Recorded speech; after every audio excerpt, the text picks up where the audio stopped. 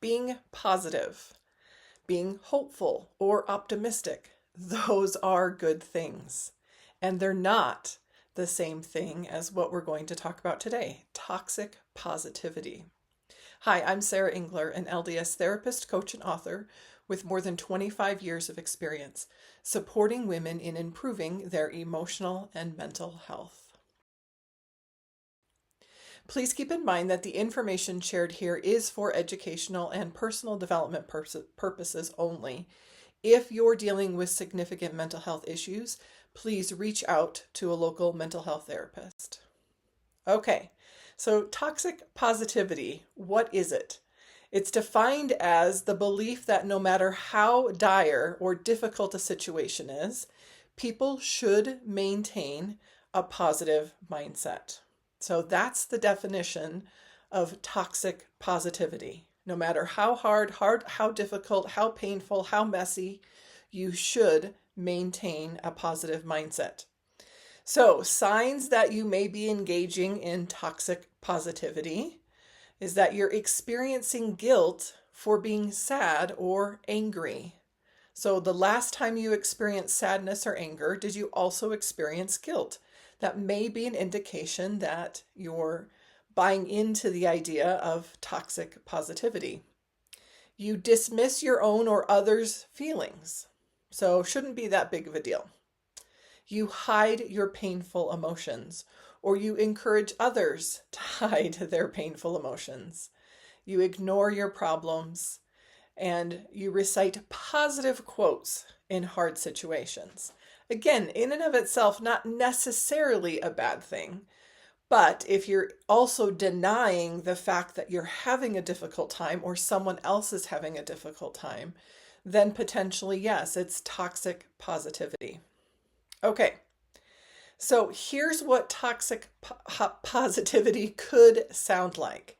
Just stay positive. Again, no matter how hard life gets, no matter how difficult or painful, just stay positive. Only good vibes here. It could be worse. Ooh, this one is tough. So another way of saying this is at least. If you're saying that to yourself, at least you're not dealing with this situation. Or if you're saying it to other people or hearing it from other people, this is a sign of toxic positivity. Things happen for a reason. Failure isn't an option. Happiness is a choice. Now, on their face, some of these might sound like they're a really good thing to say. However, if you're dealing with a difficult and painful situation, hearing these things is not going to be helpful. So here's the deal. I know this isn't going to come as a surprise to any of you. Sometimes life is hard. Sometimes you're going to fail.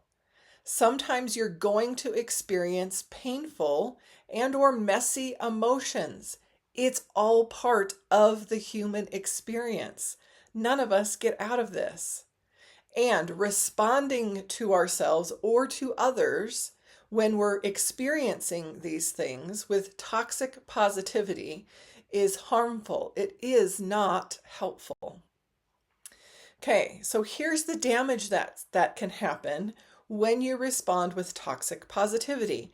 And just as a sort of an aside, people aren't trying to be dismissive or rude or uncaring. Typically, toxic positivity is coming from a place of discomfort. I'm uncomfortable with your messy or painful emotions. So I want you to move through them as quickly as possible. Or I'm uncomfortable with my own messy or painful emotions. So how do I move through them as quickly as possible? So toxic positivity isn't about people being mean or insensitive or bad. It's typically about a discomfort. So the damage that can happen when we behave in ways that with or respond with toxic positivity is we can create feelings of shame and or guilt. I shouldn't be feeling this way. You shouldn't be feeling that way. There's something wrong with me because I'm feeling this way. It keeps you from having genuine connections with others. If I'm hiding my painful experiences, pretending everything's okay, nothing ever bothers me, you're not seeing the genuine me. And therefore, you can't genuinely connect with the real me. And that's true for your relationships as well. So when we practice this, we keep ourselves from connecting genuinely with others, and we keep others from being able to genuinely connect with us. And we miss out on growth opportunities. When we're in denial or pretend painful or difficult things aren't happening, we don't have the opportunity to move through those experiences, to learn and grow from those experiences. So there are some really significant damages that can come from practicing toxic positivity. So what to do instead? Acknowledge that life is challenging at times and that it's okay not to be okay. There are going to be times in your life where you're not going to feel okay. And that's normal. It's all right. So just, again, setting expectations that this will happen sometimes. Stay out of judgment of your own emotions and other people's emotions. The shoulding on ourselves or others. Our emotions are showing up for a reason. It's important to acknowledge them, be curious and learn from them rather than being in judgment about those emotions. Focus on listening to yourself and listening to what other people are experiencing. Learn ways to process through your uncomfortable, messy, difficult emotions rather than avoid, ignore, or dismiss them. And lovingly challenge when you are practicing toxic positivity towards yourself or when you're hearing it from the people in your life.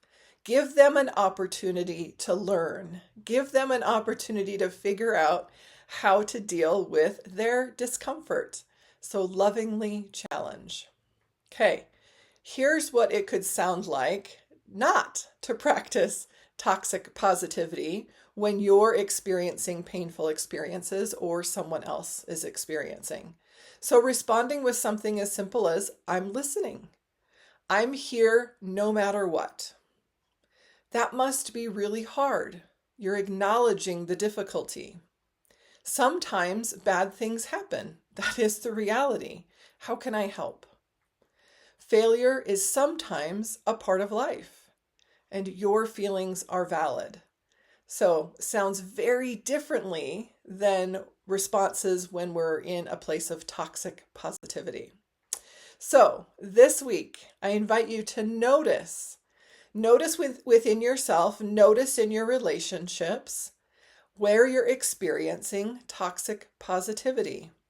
And pick one of the alternative responses or the alternative ways to deal with difficult and uncomfortable experiences and emotions and put that into practice this week. Thanks for hanging out. Until next time, remember, you are so much more than good enough.